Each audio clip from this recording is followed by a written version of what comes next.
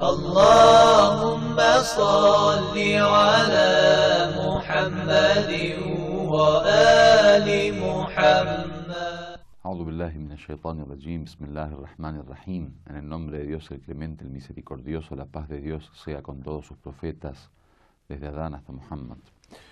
Bueno, vamos a comenzar, antes de empezar a hablar de la historia del profeta Muhammad, obviamente ver los antecedentes históricos de los comienzos del Islam, y por eso comenzamos con una pequeña reseña histórica acerca de la situación de la sociedad preislámica, de los árabes de la península arábiga. Vamos a hablar en estas clases acerca de la situación geográfica de la península arábiga.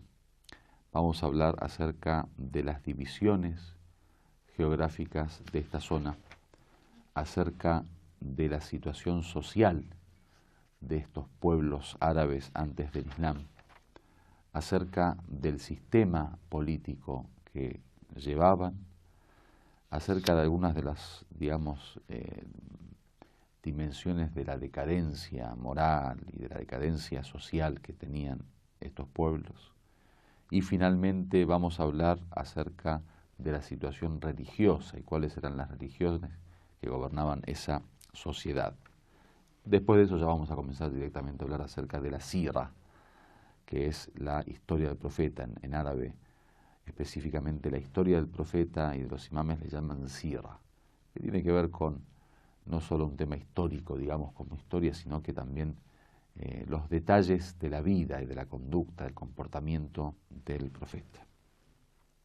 En cuanto a la geografía, si tomamos en cuenta la zona de la península arábiga, en cuanto a el continente de Asia, se encuentra en el suroeste, es decir, en una esquina, si ustedes ponen el mapa, en la esquina del suroeste de Asia se encuentra la península arábiga. Si tomamos en cuenta los límites, en el norte llega un gran desierto que está en la península arábiga hasta la llanura del Éufrates.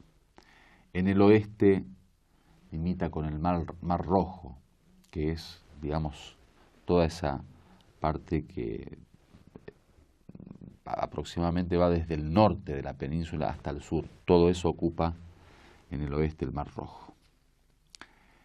En el sur, que lidia o digamos limita con el Océano Índico, también limita con el Golfo de Adén y con el Mar de Omán. En el este tenemos el Golfo de Omán y tenemos el Golfo Pérsico y más hacia el norte Irak. Esos serían los límites, digamos, que rodean a la península arábiga. En cuanto a la península arábiga, obviamente entre el Mar Rojo y el centro de la península arábiga hay una gran, cadena montañosa, que eso es como un cinturón que abarca quizá, no sé, un gran porcentaje, pero a nivel de, de norte a sur, abarca más que unas 3/4 partes, digamos, de esa zona, del lado del oeste, al lado del Mar Rojo, lo cual hace que eso de alguna manera no permita que la humedad del mar, y hasta del mar más que todo, porque es la parte del oeste, llegue, y como es una zona desértica y sin humedad, hace que el clima de esa zona sea un clima muy, muy pesado, que de eso, bueno, seguramente hablaremos después cuando toquemos el tema de la situación del clima. En cuanto a la geografía, la península arábiga, por lo menos en ese momento, y en los libros de historia que hablan de ese momento y de las divisiones geográficas, se divide generalmente, lo famoso es en 3 partes. Entonces la península se divide en una parte norte, en una parte media y en una parte sur. El norte, que dijimos que llega, como este gran desierto, hasta la llanura del Éufrates, se le llama Hiyaz, que esa es, digamos, la primera parte que uno ve y que justamente hoy en día, por ejemplo, muchos en el mundo islámico cuando hablan de Arabia Saudita, justamente por su postura, digamos, contraria al reino saudita, en vez de llamarlo Arabia Saudita le llaman Hijaz, porque justamente Arabia Saudita representaba, o por lo menos parte del Hijaz era representada por Arabia Saudita, digamos, geográficamente hoy en el mapa. Hay una parte media que le llaman As-Sahara al-Arabiyya o el desierto árabe, que es toda la parte central de la península, por encima del Yemen, digamos, y de Omán, y que ocupa, digamos, gran parte de la península. Quizá la parte más grande de la península sea este Sahara al-Arabiyya o el desierto árabe, que, como dijimos, tiene un clima muy seco, muy duro, muy caluroso, desértico, con grandes temperaturas, y yo diría para nosotros casi insoportable.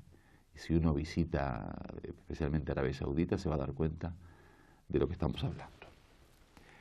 Después tenemos la parte del sur, que es conocida como al-Yaman, hoy el Yemen, o que ocupa parte del Yemen por lo menos, y que obviamente eso ya es una zona totalmente diferente, ya que el Yemen tiene varias, digamos, cualidades. En primer lugar, no existe una barrera montañosa como es el caso de el oeste, que corta, digamos, o no permite que pasen ni la humedad ni los vientos del Mar Rojo, como para que el clima sea más templado o que haya lluvias, por ejemplo. El Yemen no tiene esa barrera de montañas, está abierta esa zona, digamos. Por otro lado, es una zona costera, ya que da directamente al mar de Omán y al Océano Índico. Por lo que eso ha creado, digamos, una gran diferencia. Hoy casi es incomparable la parte del sur de la península arábiga con el centro y el norte. Por eso nadie, cuando habla, por ejemplo, de la geografía o del clima o del ambiente o hasta del sistema social a nivel histórico, nadie compara el sur con el norte o el desierto árabe, digamos. En el Yemen, en esa parte del sur de la península arábiga, hay muchas lluvias generalmente, lo cual hizo que haya un gran movimiento de agricultura y agricultores, porque ustedes saben muy bien que la población, al fin y al cabo, de las zonas geográficas están generalmente muy afectadas por la situación geográfica del lugar. Entonces, muchas veces la geografía va obligando a los pueblos a formar ciudades, a formar, digamos, encuentros populares en el sentido de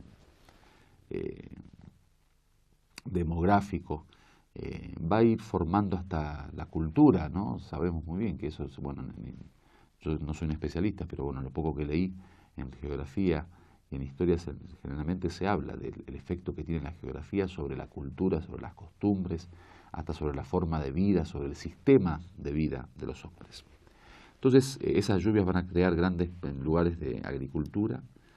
Esa agricultura, digamos, que obviamente va a ser trabajada por la gente y va a ser desarrollada por el pueblo árabe, va a traer y a, digamos, atraer, mejor dicho, no atraer, atraer de atracción a muchos pueblos y van a ir poco a poco poblando esa zona. Eso mismo va a crear ciudades. Ya no son pequeños pueblos o tribus o poblaciones mínimas, sino son grandes ciudades. Esas grandes ciudades van a crear grandes sistemas, ¿sí? Van a haber normas, van a haber gobiernos, y eso de alguna manera va a transformar la zona del sur de la península arábiga en una zona mucho más apta para la vida, por lo menos civilizada, y para la vida ordenada, totalmente diferente a lo que ocurrió en el desierto, por ejemplo, que cuando vayamos a hablar del sistema político y social del desierto nos vamos a dar cuenta de la diferencia que hay entre el sur y el norte. En la próxima clase vamos a continuar un poco hablando de esta situación del Yemen y después comenzamos a tocar el tema de la península arábiga. Walhamdulillahi Rabbil Alamin.